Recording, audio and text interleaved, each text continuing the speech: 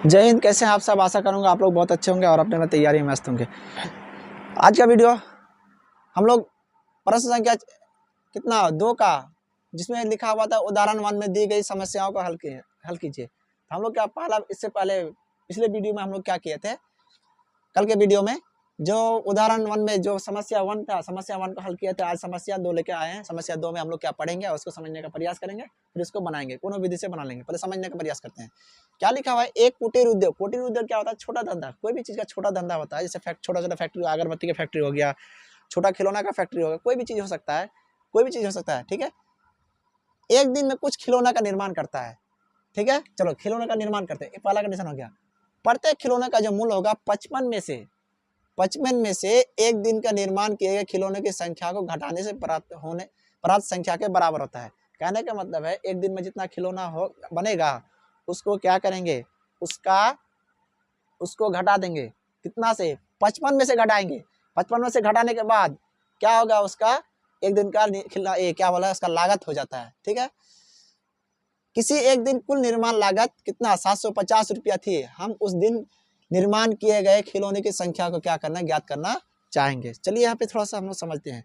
अगर मान लीजिए एक दिन में खिलौना का निर्माण कितना होता है, अगर मान लीजिए क्या होता है, एक्स का होता है, तो एक्स हम लोग लिख लेते हैं। लिखेंगे माना कि एक दिन की कुटीर उद्योग में एक दिन निर्मित खिलौनों की संख्या बराबर खिलौने की संख्या एक्स मान लेंगे।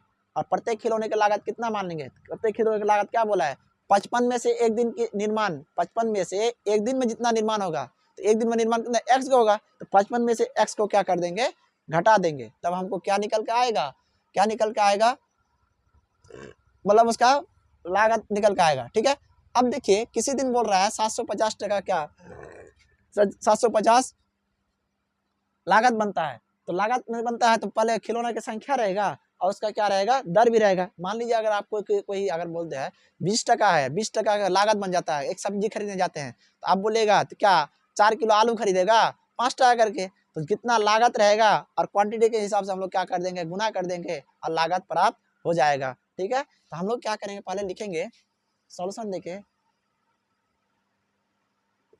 माना कि कुटीर उद्योग में निर्मित खिलौने की संख्या बराबर एक्स मान लेते हैं। ठीक है, संख्या प्रत्येक खिलौने की लागत कितना बोला है, लागत बोला है 55 में से। तो 55 में से किसको घटाएंगे, एक दिन में जितना निर्माण होगा। तो एक दिन में निर्माण कितना होगा, एक दिन में निर्माण कितना होगा, तो एक्स को निर्माण होगा। ठीक है, अब बोला प्रश्न के हिसाब से अगर चलते हैं, प्रश्न के हिसाब से अगर चलते हैं तो क्या प्राप्त होता है, प्रश्न के हिसाब से चलेंगे तो इसका क्या निर्माण, तो क्या होता है, जो किसी चीज का दर हो और संख्या को गुना करेंगे। मान लीजिए आलू 5 टका किलो, 4 किलो का दाम, तो कहने के मतलब जितना किलो होगा, केजी होगा या संख्या होगा, ठीक है, उसको दर से गुना करेंगे, कुल लागत निकल के आ जाएगा। तो यहाँ कुल लागत दिया हुआ है एक दिन स्पेशल कोई भी दिन में। तो हम लोग क्या करेंगे, प्रश्न से अगर जाते हैं तो क्या करते हैं, एक्स क्या है, जो एक दिन में खिलौना का निर्माण हुआ, और उसको क्या करेंगे, लागत से गुना कर देंगे। 55 में से एक्स को गुना करते हैं 750 हो जाएगा। ठीक है, अब उसको गुना करते हैं तो क्या निकल कर आता है, 55x माइनस क्या होता है, एक्स स्क्वायर माइनस 750 बराबर 0। क्या है, x square plus 55x minus 750 बराबर 0।